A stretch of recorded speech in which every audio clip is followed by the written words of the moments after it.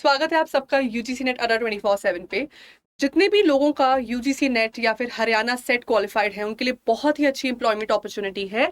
जींद में चौधरी रणबीर सिंह यूनिवर्सिटी में recently 32 assistant professor की पोस्ट और 6 एसोसिएट प्रोफेसर की पोस्ट एडवर्टाइज की गई हैं। मैं आपको बताना चाहती हूँ कि ये पोस्ट जो है वेरियस सब्जेक्ट्स में रिलीज्ड हैं। इसके बारे में सारी डिटेल्स आज हम इस सेशन में कवर करेंगे। नंबर ऑफ पोस्ट क्या है, इसमें आपकी मिनिमम एलिजिबिलिटी क्या रहेगी, पे स्केल क्या रहेगा और एप्लीकेशन का प्रोसीजर क्या रहेगा, ये सारी ही डिटेल्स जो है आपको इसमें मिलने वाली है। तो एंड तक मेरे साथ बने रहिए। हरियाणा के जींद जिले में चौधरी रणबीर सिंह यूनिवर्सिटी बड़ी ही famous, well renowned, well establish university है। ये आपको यूजीसी का पे स्केल देगी। तो सबसे पहले तो मैं पे स्केल की बात कर लेती हूँ आपके साथ कि पे स्केल जो है आपको इसमें कितना मिलने वाला है। तो नोटिफिकेशन में बहुत ही साफ मेंशन्ड है कि जो यूजीसी का जो करंट आपका पे स्केल है दैट इज एकेडमिक लेवल 10 का जो आपका पे स्केल है वो आपको मिलेगा, जिसमें आपका जो बेसिक यहाँ पे जो पे आ रहा है, बेस पे आपका 57,700 है। तो मैं आपको बता दूं इसमें आप HRA TA DA सब मिला दीजिए। इस वक्त जो डियरेंस अलाउंस है तकरीबन 17% मिल रहा है of your pay. And then आपको आपका ट्रैवल अलाउंस मिलेगा, हाउस रेंट अलाउंस मिलेगा। इस सबको मिला के आपकी जो पे है वो तकरीबन 67,000 तक जो है चली जाती है। ठीक है, 67,000 तक जो है पे, तो काफी हैंडसम सैलरी आपको इसमें मिलेगी। ये पोस्ट एडवर्टाइज हुई है अक्रॉस दीज सब्जेक्ट्स। एक बार आइए इसको हम लोग देख लेते हैं। तो सॉरी, सो ये पोस्ट जो है ये आई है in the subjects of MSc chemistry. Chemistry के लिए असिस्टेंट प्रोफेसर की, कॉमर्स डिपार्टमेंट में computer science and applications department, department of economics, education, English, history, management, mathematics, physical education and psychology. ये तो है जी आपकी पोस्ट सारी की सारी for the post of assistant professor. Category wise सारी डिवीजन आपको यहाँ मिल जाएंगे। जैसे कि केमिस्ट्री के डिपार्टमेंट में 4 टोटल पोस्ट हैं, उसमें से एक जनरल कैटेगरी की, एक EWS कैटेगरी की, एक जनरल एक्स सर्विसमैन कैटेगरी और एक BCA कैटेगरी। इंग्लिश है, जैसे इंग्लिश में आपको 4 कैटेगरीज हैं, 3 पोस्ट जो हैं जनरल कैटेगरी के लिए वेकेंट है और एक पोस्ट EWS कैटेगरी के लिए वेकेंट है। तो नोटिफिकेशन आपको हमारे कमेंट सेक्शन में मिल जाएगी अटैच्ड, वहां से आप एक बार अपनी कैटेगरी के अकॉर्डिंग अपनी जो नंबर ऑफ पोस्ट है उनको देख सकते हैं। सिमिलरली जो 6 एसोसिएट प्रोफेसर की पोस्ट है वो रिलीज की गई है for the departments of English, history, mathematics, physical education and psychology. English में एक पोस्ट है, हिस्ट्री में एक पोस्ट है, मैथ्स में एक पोस्ट है, फिजिकल एजुकेशन में 2 पोस्ट हैं और साइकोलॉजी में एक पोस्ट है। ये है आपका नंबर ऑफ पोस्ट। ये एडवर्टाइजमेंट रिलीज की गई है 16 अक्टूबर को। इसमें आपकी फॉर्म फिलिंग की प्रक्रिया 17 अक्टूबर से स्टार्ट हो चुकी है। 7 नवंबर तक का आपके पास वक्त है अपनी ऑनलाइन एप्लीकेशन को पूरा कर लेने का।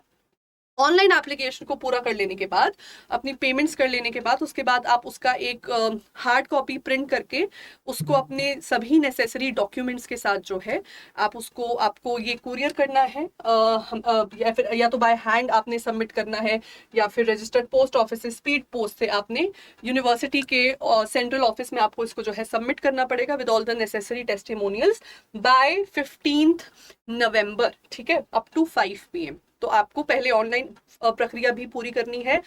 उसके बाद जो है आपको अपना ऑफलाइन जो फॉर्म है उसको प्रिंट आउट लेके उसको भी फिल करना है। उसके अंदर आपने सारे अपने टेस्टिमोनियल्स ऐड करने हैं, मतलब जो आपका रिसर्च पब्लिकेशंस हैं उनके फर्स्ट पेज का प्रिंट आउट हो गया, आपके सारे जितने भी एकेडमिक डॉक्यूमेंट्स हैं, मैट्रिक के सर्टिफिकेट, 12th का सर्टिफिकेट, BA का, MA का सर्टिफिकेट, वो सब के भी आपको जो रिकॉर्ड्स हैं उसमें डालने हैं। साथ ही साथ अगर आप किसी रिजर्वेशन रिजर्व कैटेगरी में आ रहे हैं तो आपका जो रिजर्वेशन का सर्टिफिकेट है हरियाणा का वो है। अच्छा, इसमें कई लोगों का सवाल आता है कि मैम हम हरियाणा से बाहर के, मान लीजिए SC कैटेगरी में, ST कैटेगरी में आ रहे हैं, तो क्या हम हरियाणा में हमें वो रिजर्वेशन बेनिफिट मिलेगा? तो नहीं मिलेगा।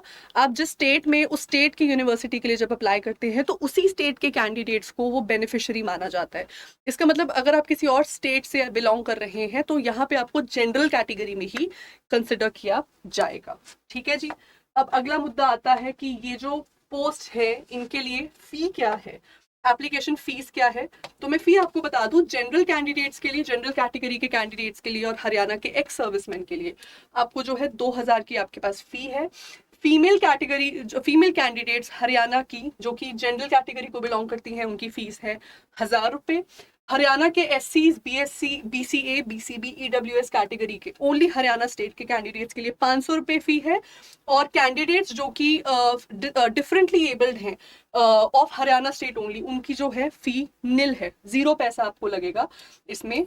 और जो भी पेमेंट्स हैं वो ऑनलाइन एप्लीकेशन में जो आपको लिंक दिया जाएगा वेबसाइट पे ऑफिशियली, उसी के माध्यम से हो, किसी और माध्यम से आप जो है पेमेंट ना करें, वरना आपके जो आपका जो ये एप्लीकेशन फॉर्म है उसको खारिज कर दिया जाएगा। ठीक है जी, अगले मुद्दे पे आ जाते हैं कि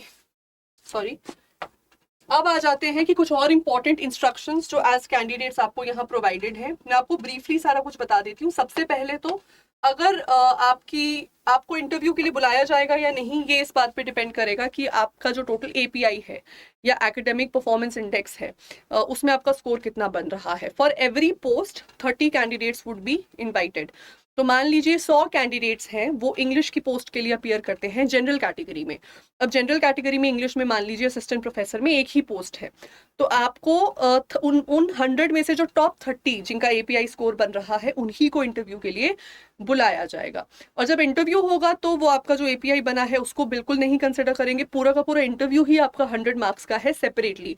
जो थोड़ा सा चेंज ऑफ ट्रेंड देखा गया है, क्योंकि जो एचपीएससी जो नॉर्म्स फॉलो करती है या हरियाणा के जो दूसरे government aided college norms rule follow करते हैं, वो करते हैं कि आउट ऑफ 100 आपका 87.5% जो मार्क्स हैं वो आपके एपीआई से निकलते हैं। सिर्फ 12.5 मार्क्स जो हैं, 12.5% जो स्कोर है वो इंटरव्यू से दिया जाता है। ये हरियाणा सरकार ने किया था ताकि कम से कम करप्शन या एक्सप्लॉयटेशन हो इन प्रैक्टिसेस। ये ऐसी जो प्रैक्टिसेस जहाँ पे आप पैसा देके टैंपरिंग कर लेते हैं या फिर आपको पहले से ही आप निकलवा लो कि इंटरव्यू कौन ले रहा है, वहाँ पे आपकी जो सिफारिशें चलती हैं, तो इन करप्ट प्रैक्टिसेस को बिठाने के लिए जो है ये हरियाणा सरकार का कदम था।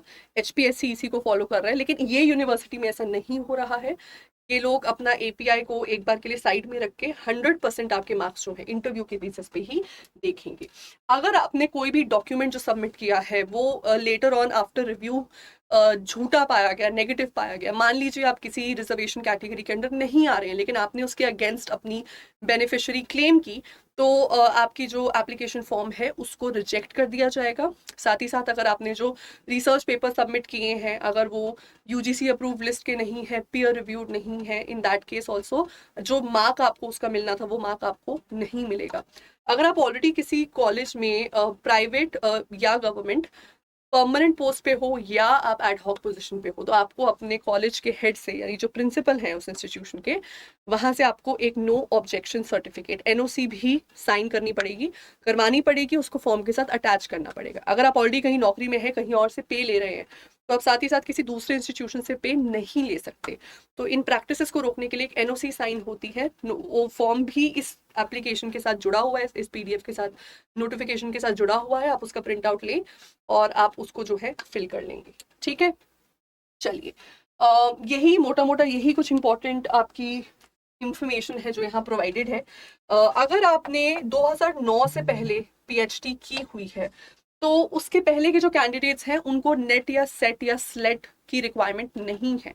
2009 के बाद जितने भी कैंडिडेट्स हैं जो किसी भी पीएचडी कोर्स में एनरोल्ड हैं, उनको साथ में नेट या सेट या स्लेट का सर्टिफिकेट दिखाना कंपलसरी है, क्योंकि नेट एक नेशनल लेवल का एग्जाम है, वो थ्रू आउट कॉमन चलता है। सेट या स्लेट आपका हरियाणा का ही होना चाहिए, मतलब आप झारखंड का या गुजरात का या जम्मू कश्मीर का सेट क्वालिफाई करके यहाँ नहीं दिखा सकते हो। नेशनल लेवल के जो आउटसाइड ऑफ हरियाणा कैंडिडेट्स हैं, या तो उनके पास नेट हो या हरियाणा का सेट क्वालिफाइड हो, यही आपके लिए एक रिक्वायरमेंट बनेगी। अब सबसे बड़ा सवाल है कि आपको इसमें आपका जो स्कोर है, एपीआई है, उसको कैसे कैलकुलेट किया जाएगा। ये सबसे इंपॉर्टेंट है इस वक्त हमारे लिए। मिनिमम एलिजिबिलिटी जो है इसमें क्या रहेगी, तो मिनिमम एलिजिबिलिटी बिल्कुल वही है जो नेट या सेट के लिए रहती है। आपको अपनी मास्टर्स कोर्स में आपके मिनिमम 55% स्कोर आपके पास होना चाहिए जनरल कैटेगरी के लिए। अगर आप रिजर्व कैटेगरी से हैं तो 5% का रिलैक्सेशन आपको वहां मिलेगा। इसी के साथ साथ 2009 के बाद अगर आप किसी पीएचडी कोर्स में एनरोल्ड हैं तो आपको साथ में नेट या सेट या स्लेट कंपलसरी है। स्लेट या सेट सिर्फ हरियाणा का ही वैलिड माना जाएगा और कहीं का नहीं माना जाएगा। और अगर आपके पास पीएचडी है 2009 से पहले तो आपको उसका प्रूफ दिखाना है। बेस्ड ऑन दैट आपको नेट या सेट की उस रिक्वायरमेंट से एग्जेम्पशन मिल जाएगा, गिवन द फैक्ट कि वो पीएचडी जो आपने की है वो रेगुलर मोड से की हो और उसको एटलीस्ट आपके थीसिस को एटलीस्ट 2 एक्सटर्नल एग्जामिनर्स ने जो चेक किया है, मतलब पूरे कायदे से की गई एक पीएचडी हो, कोई झूठी मोटी पीएचडी ना हो। इसके बाद या तो एक तो ये आपका मिनिमम एलिजिबिलिटी है कि आपके पास 55% मिनिमम स्कोर है मास्टर्स में उस सब्जेक्ट में, प्लस आपने उसी सब्जेक्ट में नेट सेट स्लेट क्वालिफाई किया है, पीएचडी के मार्क्स एडिशनल मिल जाएंगे। 2009 से पहले का केस है तो सिर्फ मास्टर्स में 55% चाहिए और पीएचडी से आपका काम चल जाएगा, नेट नहीं चाहिए होगा। नेट इस केस में भी एग्जेम्प्ट हो सकता है अगर आपका जो पीएचडी है वो क्यूएस या वर्ल्ड रैंकिंग्स जो है उसमें आपकी यूनिवर्सिटी अगर टॉप 500 रैंकिंग में आ रही है, इन दैट केस ऑल्सो आपको नेट से एग्जेम्पशन मिल सकता है। पर मोस्टली कैंडिडेट्स के साथ ये केस होता नहीं है, मतलब जो रिसेंट ग्रेजुएट्स हैं उनके लिए नेट हाथ में होना इस वक्त बहुत जरूरी है। ठीक है, अब मैं आपको थोड़ा सा एक बार ये दिखा भी देती हूँ कि जब स्क्रीनिंग होगी इंटरव्यू के लिए, 1 पोस्ट के अगेंस्ट 30 इंटरव्यूज को इनवाइट किया जाएगा, तो ये आपका स्कोर कैसे बनेगा, एपीआई जो है कैसे काउंट किया जाएगा।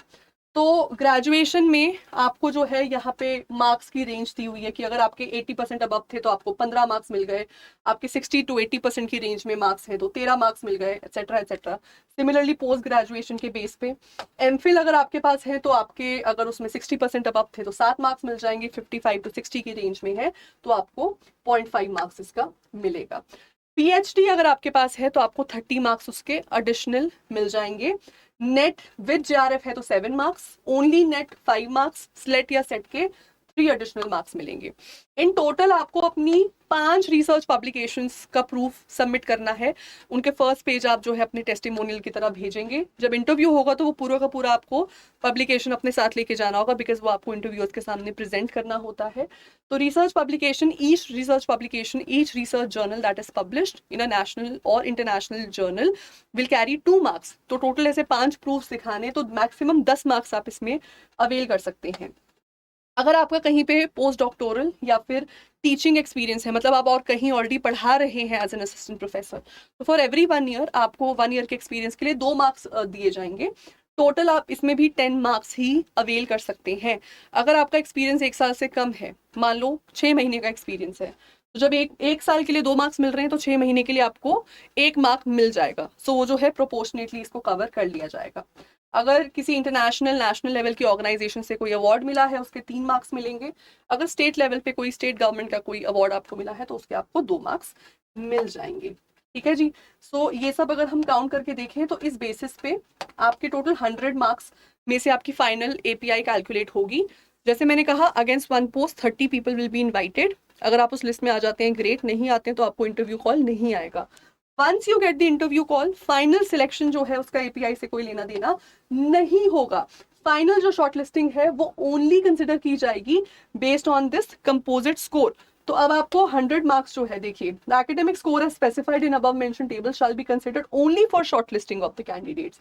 The selection shall be based on the composite score as follows. इसका मतलब एपीआई का जो स्कोर बना वो सिर्फ इंटरव्यू तक बुलाने के लिए था।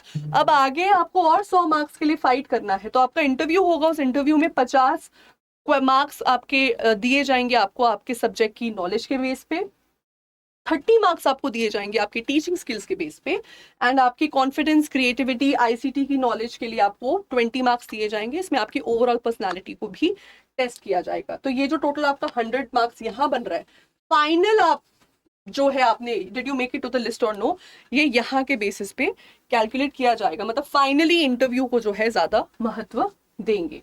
एसोसिएट प्रोफेसर का जो है उसमें बस इतना ही डिफरेंट है कि क्योंकि ऑलरेडी आप कॉलेज में है तो एक एपीआई आपके पास होगा, पर बस इतना है कि मिनिमम आपके पास 8 साल का एक्सपीरियंस होना चाहिए टीचिंग का एज एन असिस्टेंट प्रोफेसर या फिर किसी रिसर्च पोजीशन पे that is equivalent to an assistant professor in a UGC approved university of India. ठीक है, ये इतना पॉइंट जो है आपका यहाँ पे आ गया है। बाकी ये है कि एसोसिएट प्रोफेसर की भी जो वेटेज है मार्क्स की वो यहाँ दी हुई है, लेकिन आई डोंट थिंक मेरे जो व्यूअर्स हैं, आई डोंट थिंक वो अभी वहाँ पे होंगे। मोस्टली अभी आई थिंक लोग असिस्टेंट प्रोफेसर के लिए ही ट्राई करेंगे। ठीक है जी। और बस बाकी आपको ये सारा फॉर्म दे दिया है, ये फॉर्म आप भर देंगे अपने यहाँ पे। रिसर्च डिटेल्स, पब्लिकेशन डिटेल्स आप यहाँ पे ऐड कर सकते हैं, जर्नल का नाम ऐड होगा, उसका ISSN या ISSB जो है नंबर ऐड किया जाएगा, बेस्ड ऑन दैट ऑथर को ऑथर है, बेस्ड ऑन दैट आप वहाँ पे अपना स्कोर ऐड कर सकते हैं। ठीक है जी। तो ये हो गई आपकी नोटिफिकेशन चौधरी रणबीर सिंह यूनिवर्सिटी जींद हरियाणा की। अच्छी खासी पोस्ट है, मतलब नॉर्मली अगर आप किसी भी गवर्नमेंट या गवर्नमेंट एडेड कॉलेज या किसी सेंट्रल यूनिवर्सिटी स्टेट यूनिवर्सिटी की नोटिफिकेशन देखें तो बहुत कम पोस्ट आती हैं, 6-6 7-7 10-10 पोस्ट ही आती हैं।